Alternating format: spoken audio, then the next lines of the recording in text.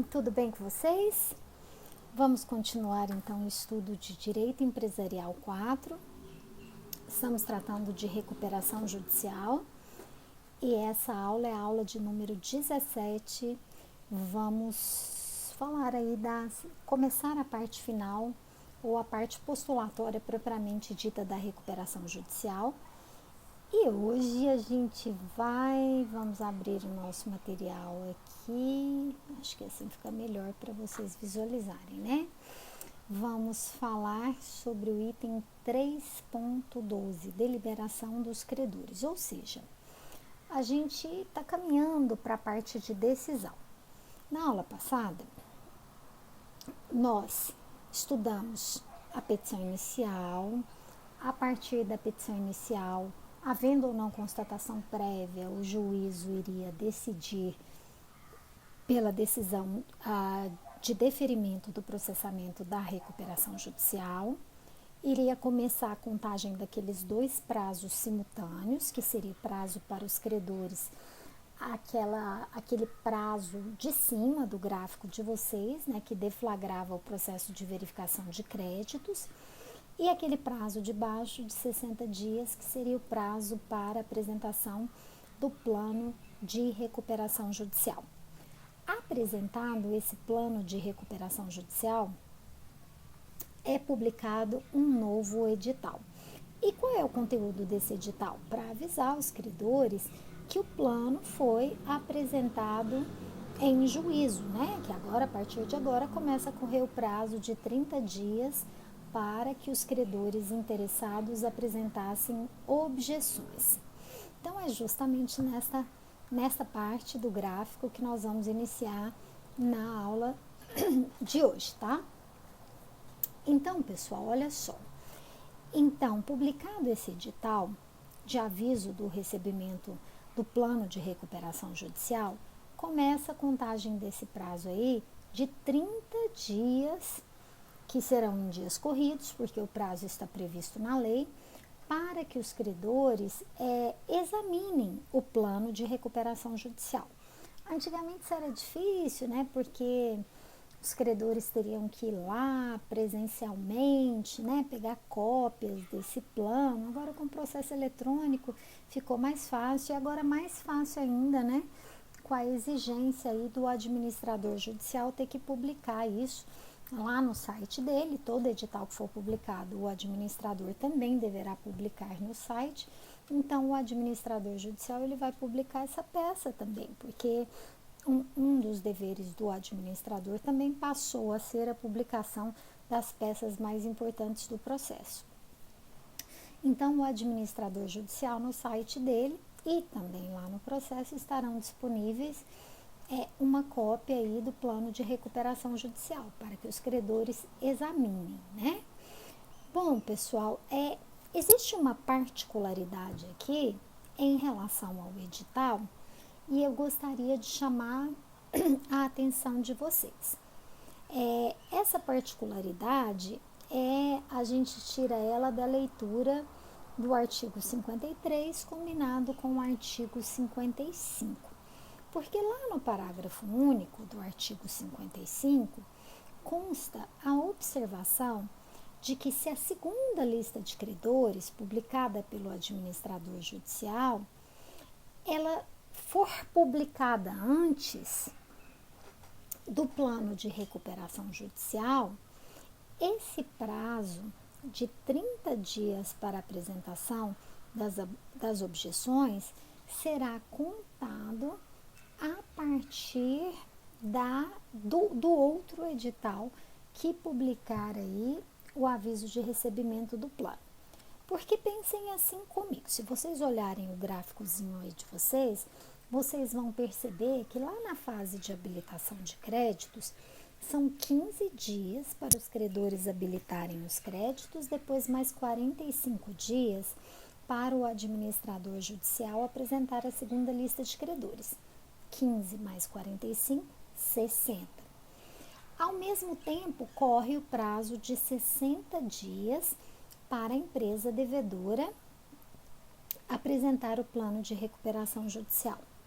Tudo isso tem que ser publicado através de um edital.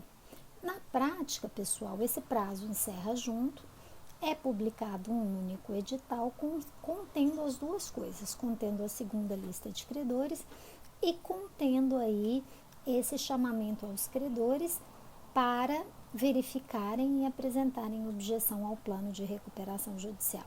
Mas pode ser que não seja, pode ser que a lista de credores seja pequenininha e o administrador judicial gaste 10 dias, por exemplo, né, para publicar a segunda relação de credores. Então, esta observação constante na parte final do artigo 55 é por esta razão, né, que se acontecer de a lista de credores ser publicada antes, então esse prazo de 30 dias será contado da publicação do edital de aviso de recebimento do plano de recuperação judicial. Bom,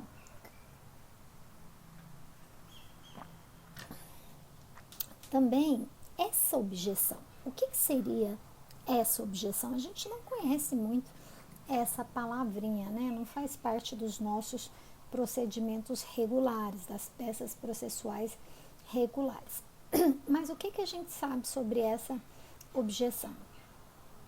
Bom, a objeção significa não concordância. Quando eu objeto alguma coisa, quer dizer que eu estou colocando alguma contraposição. Então, todas as vezes que há a apresentação de uma objeção, pessoal, será deflagrado um próximo procedimento, que é a instauração da Assembleia Geral de Credores, para que haja deliberação sobre o plano de recuperação.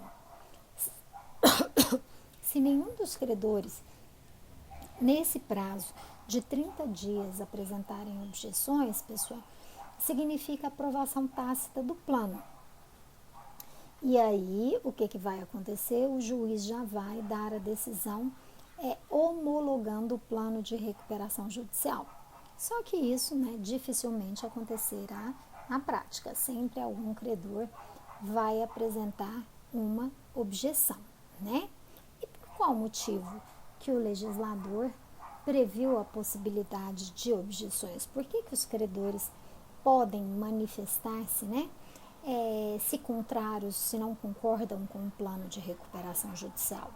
Porque o plano, pessoal, está interferindo diretamente com os direitos dos credores. Por isso que a lei previu essa possibilidade de manifestação e deflagração de um próximo procedimento, que seria a instauração da Assembleia Geral de Credores para a votação do plano de recuperação judicial. Bom, essa objeção, que seria uma impugnação, uma peça como uma impugnação, né? Só que com o nome de objeção. Ela tem que ser fundamentada, tá? O credor terá que declinar quais são os motivos, né, que ele não concorda com o plano de recuperação judicial. E eu elenquei no material de vocês alguns exemplos. Por exemplo, olha, está claro que o plano não tem nenhum tipo de viabilidade econômica, por isso, né? Os credores serão muito sacrificados, porque ele está pedindo um desconto de 70%, pagamento em 20 anos, sem previsão de juros, por exemplo, né? A devedora está pedindo colaboração dos credores para ela se reerguer, mas os administradores vivem postando aí nas redes sociais viagens de helicóptero daqui para ali, então eles não estão fazendo sacrifícios como está sendo exigido dos credores. Então, esses são alguns exemplos, tá? Geralmente é uma peça que tem 3, 4 laudas, mais ou menos, mas tem que ser fundamentada, tá? Então, isso daí está previsto no artigo 56 e seus parágrafos. Bom, aí a gente chega na Assembleia Geral de Credores, pessoal. Nós já aprendemos como ou o que acontece na Assembleia Geral de Credores. Nós vamos aqui relembrar, encaixar aquilo que a gente aprendeu lá na unidade 2 dentro desse contexto. Nós aprendemos que durante a recuperação judicial, e de acordo com o artigo 41 da lei, na Assembleia Geral de Credores, os credores são divididos em classes para votar. Então, olha só, e existem quórums diferentes, existem quórums para votação de propostas em geral e existem quórums para votação do plano de recuperação judicial. O que nos interessa agora é o quórum de votação do plano de recuperação judicial, que é um quórum especial que está previsto no artigo 45 da lei. Se vocês olharem aí esse destaque em verde, do ladozinho aí das classes, é o quórum exigido para a votação do plano de recuperação judicial. Então, a classe 1 nós já sabemos que são de créditos trabalhistas ou decorrentes de acidente do trabalho. Classe 2 nós já sabemos que são os credores que têm garantia real. Classe 3 nós já sabemos que são os credores quirografários com privilégio especial e com privilégio geral ou subordinados. Classe 4, titulares de créditos enquadrados como microempresa ou empresa de pequeno porte. Como é que esses credores, separados em classe, irão votar para aprovação ou rejeição do plano de recuperação judicial? A classe 1 vota com o valor total do crédito, independente do valor. É o voto que nós chamamos voto por cabeça, tá? Então, assim, o que importa, pessoal, não é o crédito, o que importa são as pessoas, né? Na classe 2, o voto são dois critérios diferentes, na verdade, do voto, né? Eles votam do mesmo modo que a classe 3 e eles votam, além de votar com o valor do crédito, votam por cabeça também. A classe 3 do mesmo jeito e a classe 4 também vota do mesmo jeito que a classe 1, ou seja, o voto é por cabeça. Deixa eu mudar aqui o slide de vocês. Bom, e aí a gente passa para o quórum de deliberação. Bom, o quórum geral para votar qualquer matéria durante a recuperação judicial é de maioria simples. Só que nós aprendemos também lá na unidade 2 que o quórum especial é exigido em duas espécies na recuperação judicial, que eu só destaquei aqui, não vou entrar em detalhes para a gente não perder muito tempo, que existe um quórum especial para a eleição dos membros do comitê de credores e existe esse quórum especial para apreciação do plano de recuperação judicial. O que a gente tem que lembrar aqui, pessoal, é que em todas as classes votantes deve haver aprovação da proposta para que o plano de recuperação judicial seja aprovado pelos credores.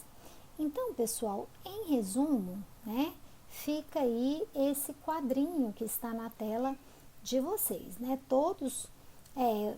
todas as 4 classes vão votar por cabeça, mas a classe 2 e a classe 3, além de votar por cabeça, vai votar também pelo critério do valor do crédito que ele tem. Então, são 2 critérios cumulativos.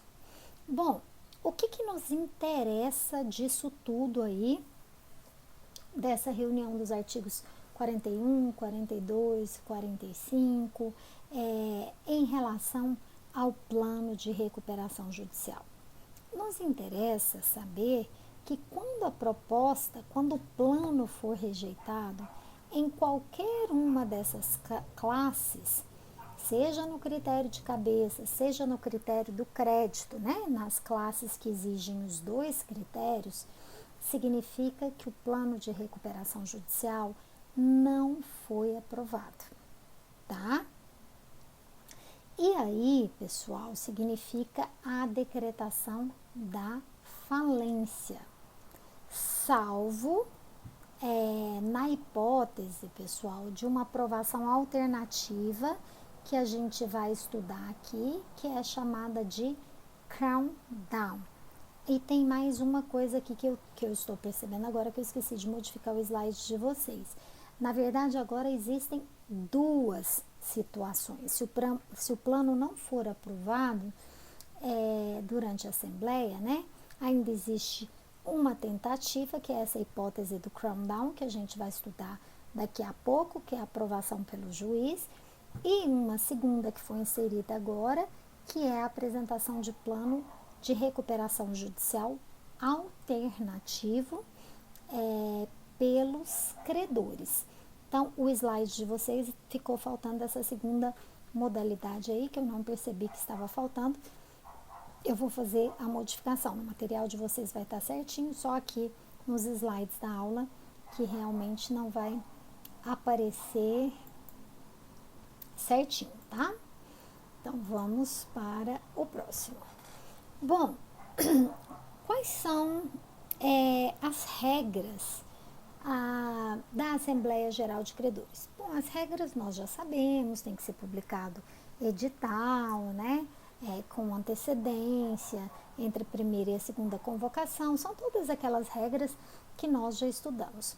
Mas, além disso, e aqui no artigo 56, a lei determinou que a Assembleia Geral ela tem que ocorrer dentro do período de 150 dias, contados a partir do deferimento do processamento da recuperação judicial. Por que o legislador determinou esse prazo de 150 dias do deferimento do processamento da recuperação judicial? Porque, pessoal, lembra que a partir do deferimento do processamento, começa a correr o prazo do stay, que era 180 dias, agora pode ser prorrogado mais uma vez. Então, o que o legislador quis? Falou, olha, a Assembleia ela vai ter que ocorrer dentro desse período, porque se o plano for aprovado, a empresa ainda está em stay e ela não vai ter prejuízos maiores, né? Porque se acabar o stay, as ações e execuções continuam andando, os bens da empresa são constritos, e aí ela não vai conseguir se recuperar de jeito nenhum. Então, foi por essa a razão, né, por esse objetivo que o legislador determinou esse período de 150 dias para a realização da Assembleia a partir da data do deferimento do processamento. Bom, uma outra coisa que aconteceu, e isso foi bastante razoável, está previsto no artigo 56, parágrafo 1, é que agora, quando a Assembleia Geral de Credores for suspensa, porque a Assembleia é una, tá, pessoal? Ela não tem como interromper e depois iniciar uma nova.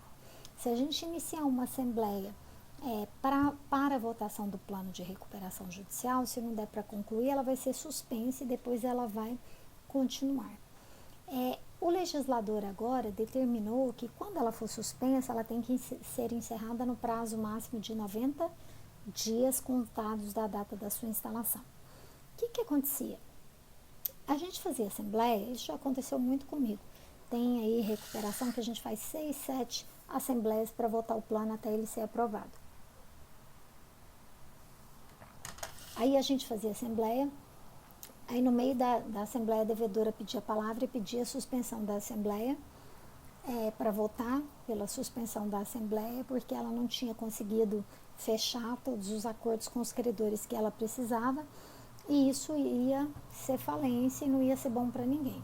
Aí os credores acabavam aprovando, né, a suspensão da Assembleia, porque é como eu disse para vocês, né? Quando a falência é decretada, a gente tem que analisar qual a posição que a gente está no jogo para saber se vale a pena ou não vale a pena. Então acontece muito isso. Só que agora o legislador colocou um limite, falou, olha, o máximo que isso pode acontecer é 90 dias, ou seja, instalada a Assembleia para votação do plano, a devedora vai ter que correr para fechar todos esses acordos que ela precisa fechar, senão problema para ela, a falência será decretada, ok? Então, pessoal, instalada a Assembleia, dentro das regras, publicado edital, verificado quórum de instalação, presidência da Assembleia do Administrador Judicial, secretariado por um dos credores, né? O administrador anuncia o motivo, nós estamos aqui, né? Para votar o plano de recuperação judicial da empresa tal, passa a palavra para a devedora apresentar o plano e aí passa a fase de votação. Classe 1, vamos votar, colhe-se os votos. Classe 2, vamos votar, colhe-se os votos e assim sucessivamente. Bom, após a votação, pessoal, 3 coisas podem acontecer. Ou o plano é aprovado, ou ele é rejeitado, ou ele pode ser alterado ou modificado. Então, são 3 situações diferentes que realmente vão poder acontecer, né? Se ele for aprovado, beleza, não há problema nenhum. Aí a gente segue para a próxima fase, que é a fase de o administrador judicial vai elaborar a ata, informar o juiz e ele vai prolatar a decisão, deferindo aí ou concedendo a recuperação judicial. E aí tem mais as 2 hipóteses que a gente vai examinar agora, de alteração do plano e de rejeição do plano de recuperação judicial. Bom, se o plano for alterado, vamos supor que na hora lá da votação os trabalhadores falam assim, não, tudo bem, eu até voto, eu até concordo com o plano, mas você colocou lá que vai pagar a gente em uma parcela daqui a 11 meses. Não, eu quero que você pague a gente à vista. Se a devedora concordar, tudo bem, mas tem que ter a concordância da devedora. E a lei é específica que de não serem permitidas modificações ao plano de recuperação judicial que reduzam direitos de credores não presentes na Assembleia, ou seja, se tem um determinado grupo, uma determinada classe que não está presente, eu falo, olha, eu concordo desde que aqueles credores quirografários com garantia recebam assim, e não tem ninguém dessa classe lá para votar, isso não pode, tá? Bom, e a terceira e última coisa que pode acontecer durante a Assembleia é o plano ser rejeitado. O que significa o plano ser rejeitado? Aquilo que eu disse para vocês. Lembra dessa tabelinha aqui? Vamos voltar nela. Lembra dessas tabelinhas aqui? Se em cada lugar que tem um xizinho desse, o plano não for aprovado, seja por cabeça ou seja por crédito, significa que aquela classe rejeitou o plano. E, de acordo com a lei, o plano tem que ser aprovado por todas as classes presentes na Assembleia, de acordo com os critérios exigidos pela lei. Bom, quando o plano é rejeitado, seja por uma classe, seja por várias, seja por todos, até o dia 23 de janeiro de 2021, era decretada a falência. O administrador judicial fazia a ata, informava ao juiz o que aconteceu e o juiz decretava a falência. Agora não é mais assim. Através, de uma alteração que houve no parágrafo 4º do artigo 56, existe mais uma solução. O administrador judicial, ele vai para a Assembleia e vai falar, olha, nós vamos votar agora a concessão do prazo de 30 dias para que os credores apresentem um novo plano de recuperação judicial. Vai esquecer aquele plano de recuperação judicial que foi apresentado pela empresa e vai submeter à Assembleia a possibilidade dos credores elaborarem um novo plano. E aí coloca isso à votação. E o quórum exigido, pessoal, para votar essa proposta de concessão de prazo de 30 dias é aquele quórum geral, né, de mais da metade dos créditos presentes à Assembleia. Então, se 50% do valor que votar, se aprovar, os credores terão que elaborar um novo plano de recuperação judicial. Essa nova possibilidade, pessoal, é uma alternativa para a preservação da empresa extra, né? Porque antigamente, é como eu disse para vocês, se não fosse pela hipótese do Crown Down, que a gente vai ver agora, era decretada a falência. Então o legislador falou, olha, vamos tentar dar mais uma chance para a empresa? Vamos tentar então, se esses credores não aprovarem, vamos dar para eles a possibilidade de elaborarem um plano e a empresa vai ter que cumprir esse plano, né? Então, colocou aí, mais uma vez em destaque, o princípio da participação ativa dos credores durante a recuperação judicial. Bom, e esse plano que está causando tanto alvoroço na doutrina, o que seria esse plano de recuperação judicial dos credores? A lei não falou tudo, mas ela deu alguns direcionamentos de como seria esse plano de recuperação judicial, elaborado pelos credores. E existem, pessoal, duas situações ou dois requisitos, né, para que esse plano seja elaborado pelos credores, né? Uma está prevista lá no artigo 6º, parágrafo 4º, letra A, não sei se vocês se lembram, que eles vão poder, né, elaborar esse plano toda vez que faltar deliberação dentro do prazo previsto, né? Então, se a empresa tinha que fazer alguma coisa, se ela tinha que apresentar o plano, por exemplo, no prazo de 60 dias e ela não apresentou, ou tinha que haver algum tipo de decisão dentro do prazo previsto e a empresa não fez, então nessa situação permite-se a elaboração do plano de recuperação judicial pelos credores.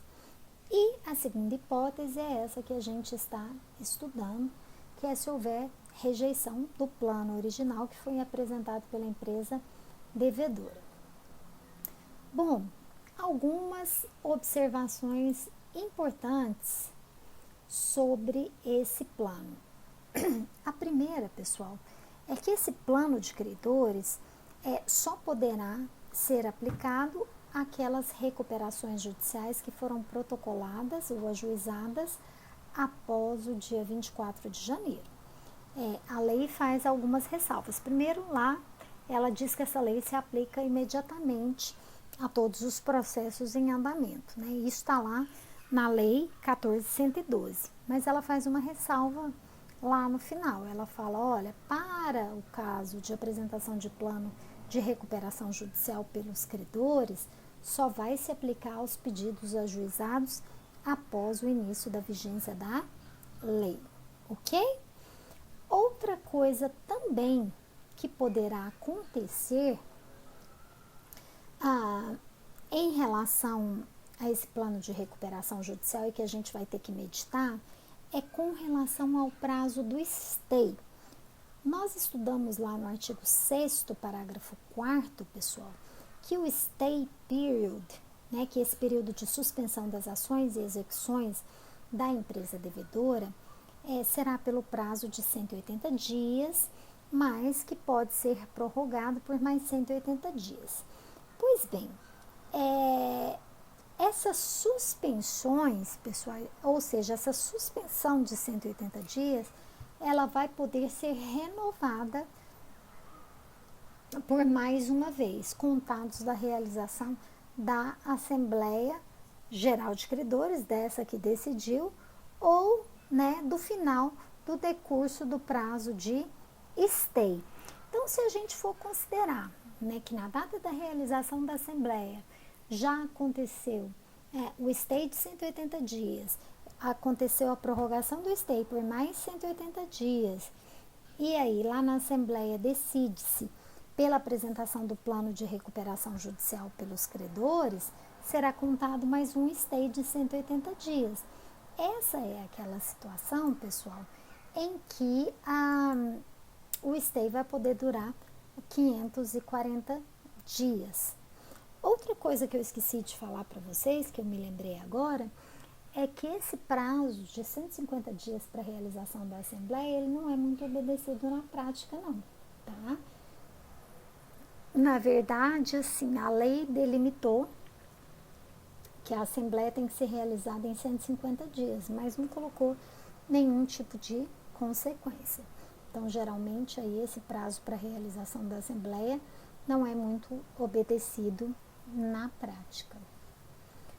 Bom, e aí a gente passa para os requisitos deste plano, né? Porque eu disse para vocês, pensa comigo, é um plano de como a empresa vai sair da crise econômico-financeira.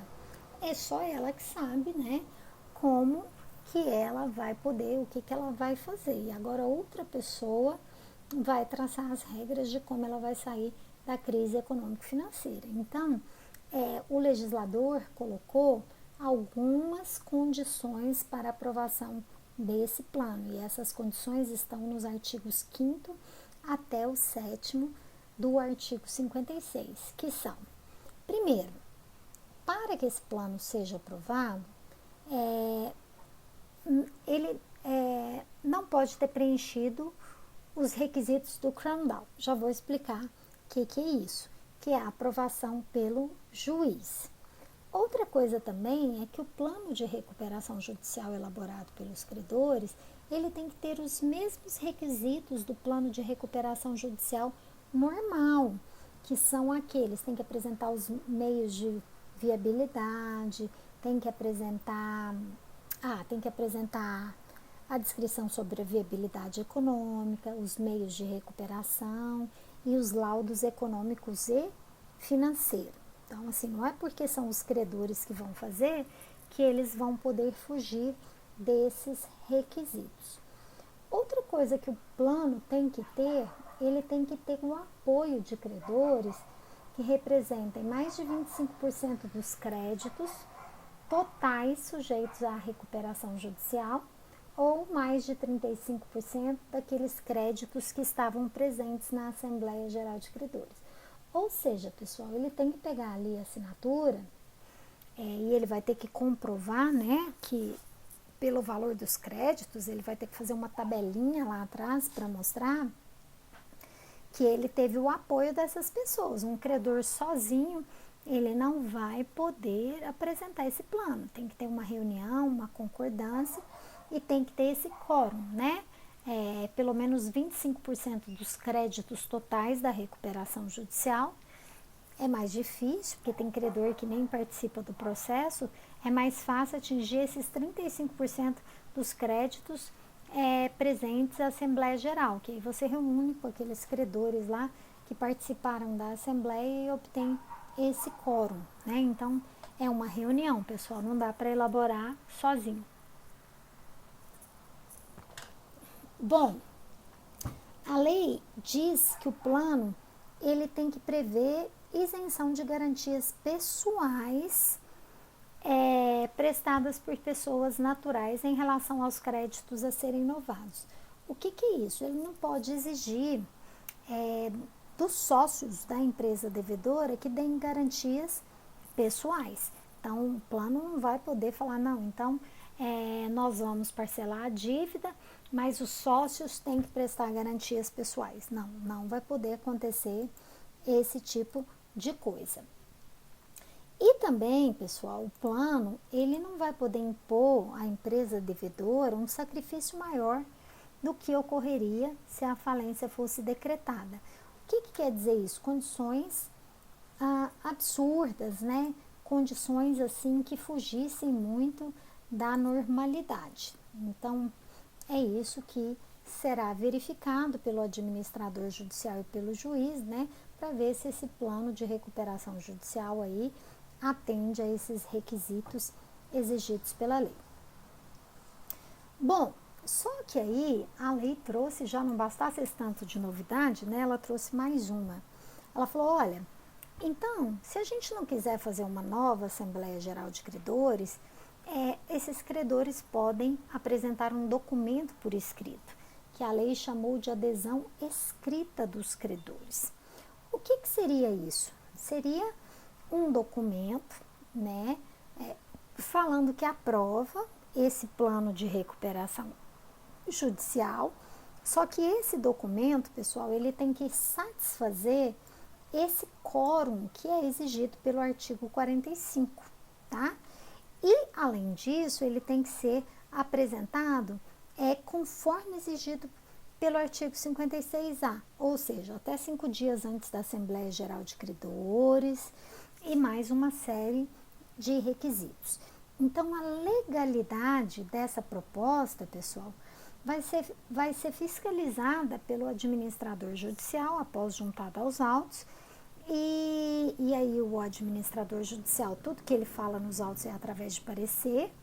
Depois vai ser ouvido o Ministério Público e posteriormente a gente vai aí para homologação do juízo, tá? Quando o juiz, os autos chegarem ao juiz, ele vai mandar intimar os credores para que os credores apresentem oposição no prazo de 10 dias. E aí, depois desses 10 dias, pessoal, a empresa devedora terá o prazo de 10 dias para se manifestar. Por último, vai ser ouvido o administrador no prazo de 5 dias. O que vai versar essas oposições dos credores sobre esse plano de recuperação judicial apresentado por eles?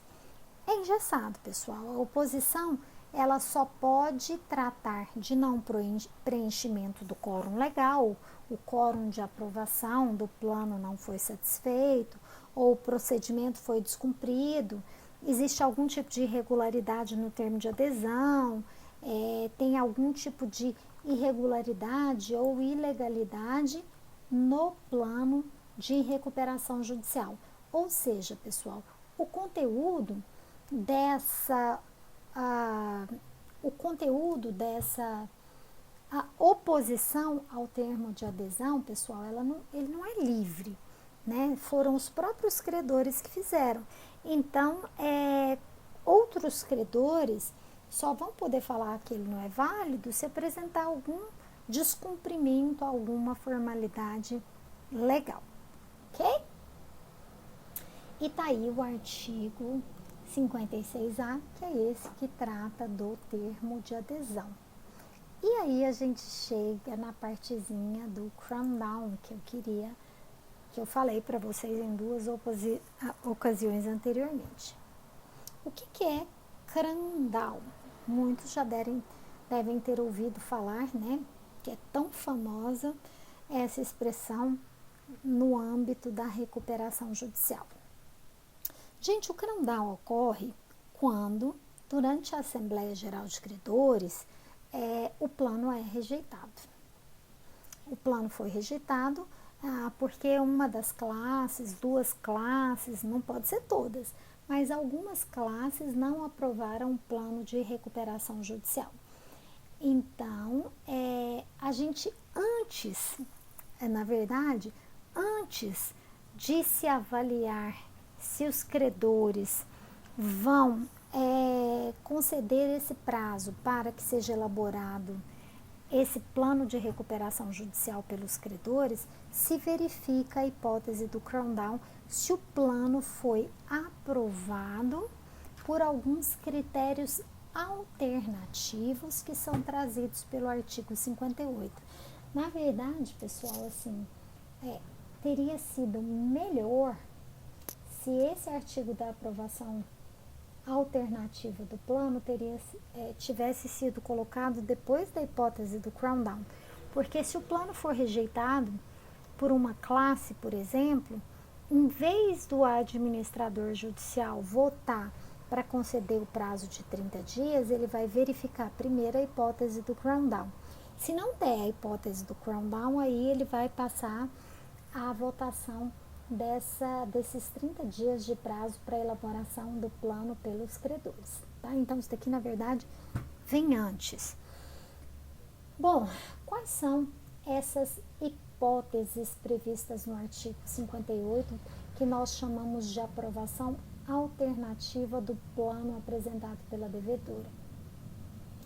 Bom, são 3 hipóteses diferentes que têm que acontecer de forma cumulativa, ou seja, todas ao mesmo tempo. Quando na Assembleia Geral de Credores o plano tenha recebido votos favoráveis de mais da metade de todos os créditos presentes, independente de classe, ou seja, você pega aí todo mundo que votou o plano, soma o total de créditos votantes, deu mais de 50%. Então, satisfeito o primeiro critério. Segundo critério é que se houveram 4 classes votando, pelo menos 3 têm que ter aprovado o plano. Se votaram apenas 3 classes, 2 têm que ter aprovado o plano, tá? Então, eu tenho que ter a aprovação de, se foram 4, 3 aprovaram. Se foram 3, 2 aprovaram, tá? Eu não posso ter rejeição de 2 e aprovação de 2, por exemplo. E o terceiro e último critério para aprovação do plano pelo juiz é que tenha o voto favorável de mais de 1/3 de credores na classe que houver rejeitado o plano. O que é isso? Vamos supor que os credores quirografários foram a classe que rejeitou o plano. A gente pega aí o resultado da votação e tem que ter pelo menos 1/3, 33,33% de votos, sim, que não rejeitaram o plano. Porque se for 100% tiver rejeitado, aí não satisfaz esse critério que é chamado de Crown Down, tá? E a última observação é que isso está previsto também aí no artigo 58, né? O plano não pode impor tratamento diferenciado entre os credores da classe que o houver rejeitado, tá? Então, pessoal, vejam comigo, ocorre a votação do plano durante a Assembleia Geral de Credores. O plano é rejeitado. Se ele não for rejeitado por todas as classes, o juiz, o administrador judicial, ele vai verificar se é possível a hipótese do Crown Down. Porque se ele tiver sido rejeitado por todas as classes, não existe a possibilidade dessa hipótese do Crown Down. Aí ele passa para a segunda possibilidade, que seria a concessão de prazo de 30 dias para que os credores elaborem plano de recuperação judicial, tá? Então, a gente tem que ir por etapas aqui. Na recuperação judicial é assim, a gente tem que ir bem devagarzinho para a gente não atropelar fases e para a gente realmente entender. Lembrando que para a hipótese do Crown Down acontecer, são 3 critérios diferentes que serão verificados, né? Mais de 50% dos votos em conjuntos dos créditos presentes à Assembleia, tem que ter aprovação de 3 classes quando votaram 4, ou de 2 quando votaram 3. E tem que ter voto favorável de mais de 1/3 dos credores da classe que rejeitou durante a votação do plano e essa classe que rejeitou, né, não implique tratamento diferenciado entre os credores. Então, isso que eu falei para vocês está aí no artigo 58. Bom, e aí a gente caminha mais um pouquinho, né, para o item 3.13, que é a decisão concessiva de recuperação judicial. Bom, pensa comigo, nós vamos trabalhar com a hipótese de que o plano foi aprovado. Quando o plano for rejeitado, a gente vai estudar essa hipótese lá na falência, porque a falência da empresa será decretada. Então, a gente está considerando a hipótese de que o plano foi aprovado. Nessa situação, pessoal, terminada a assembleia, o administrador judicial irá lavrar uma ata, e essa ata tem que ser juntada aos autos no prazo de até 48 horas do seu encerramento. E aí o juiz vai receber essa informação. Só que o próximo passo seria o juiz dar a decisão de concessão da recuperação judicial. Só que o artigo 57, ele faz mais uma exigência. Ele diz que quando o plano for aprovado, né, ou após a juntada aos autos do plano aprovado, o devedor apresentará as certidões negativas de débitos tributários. Ou seja, existe mais uma exigência. É aqui que entra a questão da quitação dos tributos, né? Chegou o momento. A empresa teve até agora para negociar com o fisco seus tributos. Agora ela precisa apresentar um documento informando que ela fez essa regularização junto ao fisco. Ela não vai conseguir juntar uma certidão negativa de débitos, conforme exigido pela lei. Mas, desde a entrada em vigor da lei, tem-se entendido, né, que o que a empresa tem que comprovar é a sua regularidade junto ao fisco. Então, ela tem que ter ido lá, feito um parcelamento tributário, e aí ela vai ter uma certidão positiva com efeitos negativos, tá? E ela vai juntar isso nos autos para que se venha a decisão concessiva da recuperação judicial. A lei não estabeleceu nenhum prazo para apresentação dessa certidão. Entende-se que o interesse é da empresa devedora, né? Que tão logo seja juntada essa ata pelo administrador judicial, essa certidão já seja juntada aos autos. Mas a doutrina entende que, caso seja necessário, o juiz pode abrir prazo para que a empresa apresente aí essas certidões em juízo, né? São certidões porque é em âmbito federal, estadual e municipal. Bom, e essa decisão concessiva da recuperação judicial? O que é ela? Essa decisão, pessoal, ela é muito importante, porque a partir, né, do momento da publicação dessa decisão, as obrigações anteriores assumidas pela empresa serão novadas, ou seja, todos os créditos anteriores ao pedido de recuperação judicial, aquelas dívidas, aquelas obrigações, elas são extintas e surge uma nova dívida a partir dessa decisão, que é uma decisão interlocutória, né? Que será aí sujeita a uma condição resolutiva, que é o cumprimento do plano, né? O plano tem que ser cumprido efetivamente. Então, pessoal, essa decisão é um título executivo judicial. Dessa decisão cabe agravo de instrumento, são partes legítimas para recorrerem da decisão que concede a recuperação judicial qualquer credor, Ministério Público também, e um outro requisito previsto é que devem ser intimados dessa decisão tanto o Ministério Público como as fazendas públicas, ok?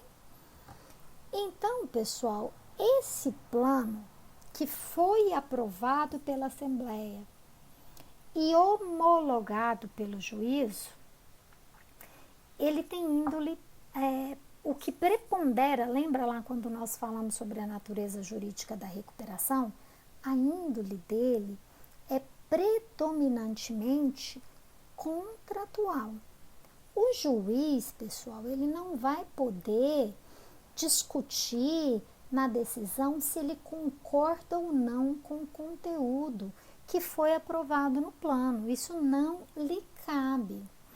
Cabe ao juiz verificar a legalidade, os aspectos legais da aprovação do plano. Se o quórum foi o quórum previsto na lei, se todo mundo que votou tinha poderes para votar, coisas desse tipo. Todos os planos, todas as decisões em que os juízes não aprovaram o plano por opinião pessoal, não concordo, porque esse plano é muito longo, o prazo de parcelamento ou coisas desse tipo, as decisões foram cassadas pelos tribunais superiores. Ou seja, resumo da ópera, né? Não compete ao juiz verificar o conteúdo do plano, apenas as questões legais, né? Apenas a presença, a verificação dos requisitos legais do plano de recuperação judicial, ok? Vamos então caminhar mais um pouquinho e aí a gente chega na questão da venda das UPIs, que também é uma novidade que foi trazida pela lei. O que são UPIs? Unidades produtivas isoladas.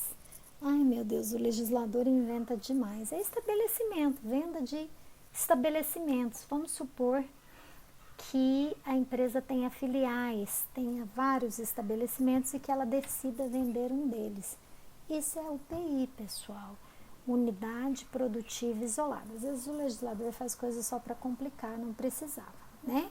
Então, é uma parte da empresa, pessoal, é uma reunião de bens que está em algum lugar separada aí do todo da empresa. Isso é uma UPI, tá?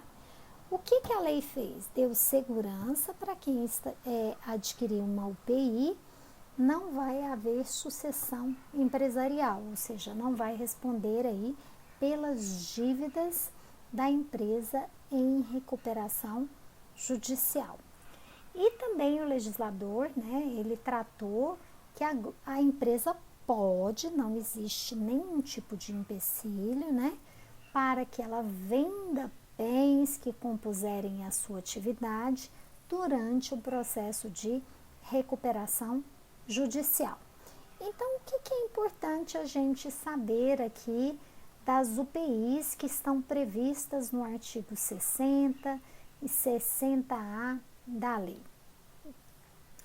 É que, pessoal, quando alguém compra uma UPI, que ele é chamado de arrematante, né? Aquela pessoa que adquire uma parte da empresa em recuperação, o objeto dessa venda ou da compra pelo arrematante está livre de qualquer ônus, não havendo sucessão empresarial de espécie nenhuma, pessoal, inclusive a sucessão tributária. A lei é específica em relação a isso, tá bom? Essa alienação de UPIs de parte do estabelecimento empresarial, ela tem que estar prevista lá no plano de recuperação judicial, tá? Esse plano tem que ser homologado e depois vem a determinação judicial para a venda. Eu não posso vender antes, isso está previsto lá no meu plano, para que ela seja livre de qualquer tipo de dívidas. Bom, e também, né, para que essa pessoa que adquiriu a UPI, realmente ela não arque com nenhum tipo de ônus, né, para que ela compre esses bens livres de qualquer sucessão empresarial, tem que haver a aprovação do plano de recuperação judicial e homologação pelo juízo, e também deve se dar por uma das modalidades previstas lá na falência. Como assim, professora? A gente ainda não estudou falência. É que lá na falência, no artigo 142, os bens eles só podem ser vendidos na forma prevista na lei. Como que é essa forma? É leilão eletrônico, leilão presencial, pode ser híbrido, né, eletrônico e presencial, ou por um processo competitivo, né? A gente faz proposta pública, por exemplo, né, e organizado por agente especializado. Então, também pode ser feito dessa forma. Ou seja, uma empresa especializada aí nessa venda e nesse controle de bens. Então, desde que obedecidos... faltou um requisito. O último requisito que eu tinha esquecido de falar com vocês é que essa pessoa que vai adquirir os bens, que é o arrematante, ele não pode ser sócio, parente, nem agente aí da empresa em recuperação judicial. Gente, está dando pressão no meu ouvido, por isso que eu estou tirando o som aqui. Está dando uma pressão enorme no meu ouvido aqui. Então, por isso que eu tô... Sabe quando você está andando de avião, que dá aquele... deu aquele zunidinho assim. Vamos tentar por aqui, então. Então, pessoal, lembrando, então, agora, né, a venda de unidades produtivas, para que não haja sucessão empresarial da empresa que compra, do adquirente, tem que ser preenchidos alguns requisitos, que é a aprovação, né, do plano pelos credores. A venda tem que ser oficial desses bens, não pode ser por baixo, aí por algum critério que não esteja previsto na lei. E o arrematante, ele não pode ter nenhum vínculo com a empresa em recuperação judicial. E aí a gente já está chegando quase aí à parte final da aula de hoje, que a gente vai tratar, o nosso último item da aula de hoje, que é o cumprimento do plano de recuperação judicial. Bom, sobre o cumprimento do plano, tem um único artigo que diz que o juiz pode determinar a manutenção da empresa devedora pelo período de 2 anos de fiscalização. Mas se vocês examinarem o conteúdo do artigo 61, fala assim: o juiz poderá determinar a manutenção da devedora em recuperação judicial até que sejam cumpridas todas as obrigações que se vencerem no prazo máximo de 2 anos após a concessão da recuperação judicial. Ou seja, o juiz dá essa decisão concedendo a recuperação judicial. E nessa decisão, ele pode determinar que a empresa será fiscalizada pelo período de 2 anos. Ele pode, ele não deve. Mas o que acontece na prática? Ele sempre vai determinar aí essa fiscalização pelo período de 2 anos. Ou seja, a empresa ficará ainda sendo fiscalizada pelo administrador judicial, apresentando contas demonstrativas mensais pelo período de 2 anos após a concessão da recuperação judicial. Depois vai haver uma sentença e o arquivamento dos autos. Só que pode acontecer, porque a lei usou a expressão poderá, do juiz encerrar o processo de recuperação judicial imediatamente. Como eu disse a vocês, essa hipótese eu nunca vi na prática. Todos os juízes determinam a fiscalização pelo período de 2 anos após a concessão da recuperação judicial. E durante esses meses, a empresa tem que continuar apresentando sua contabilidade ao administrador judicial para que ele apresente relatórios mensais de atividades. E isso aqui é o conteúdo do artigo 61 e 62, tá bom? Bom, sobre... Ai, tá dando muito zunido no meu ouvido, devo estar gripando aí, eu ficando com uma sinusite, desculpem aí, pessoal. Em relação a esse prazo de cumprimento, pessoal, de 2 anos, o prazo que vai durar a recuperação judicial, pessoal, a lei não fala, ela não fala nada. Por isso é que os credores no seu plano falam aí que vão cumprir o plano em 10 anos, 15 anos, né? Então não existe limite quanto ao tempo de cumprimento do plano.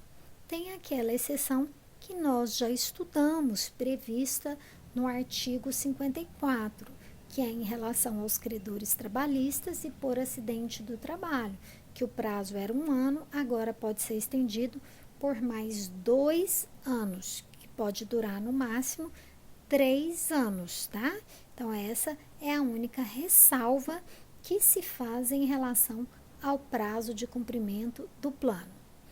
O que é importante a gente observar durante essa fase de cumprimento em que haverá fiscalização do administrador judicial? É que se for descumprida alguma condição durante esse período de fiscalização, será decretada a falência. Os credores irão informar e o juiz vai decretar a falência.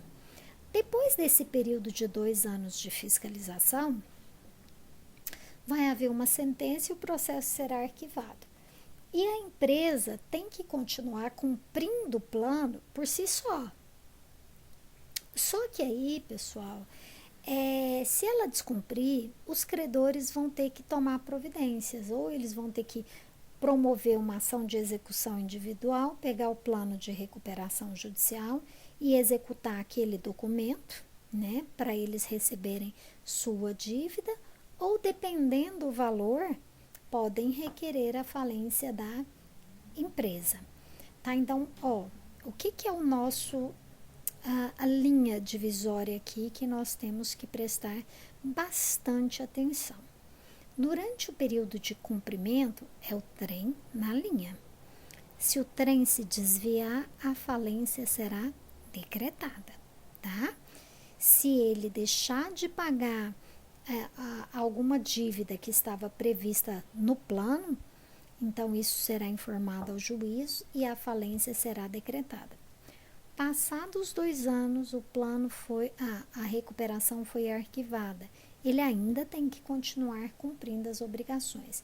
Mas se ele descumprir, o credor tem que tomar medidas individuais, dependendo do valor do crédito, ou executar, ou requerer a falência da empresa. Qual é o documento que ele vai usar para fazer essa execução ou esse pedido de falência? A decisão que homologou o plano de recuperação judicial, ou seja, a decisão que concedeu a recuperação judicial, tá bom? Então, pessoal, aí a gente passa para a última fase. Depois que foram cumpridas aí essas obrigações durante esses 2 anos, o juiz vai decretar a sentença de encerramento da recuperação judicial. Mas essa nós vamos deixar para o nosso próximo encontro, que será na nossa aula 18. Então, um grande abraço para vocês e estudem bastante. Beijos a todos.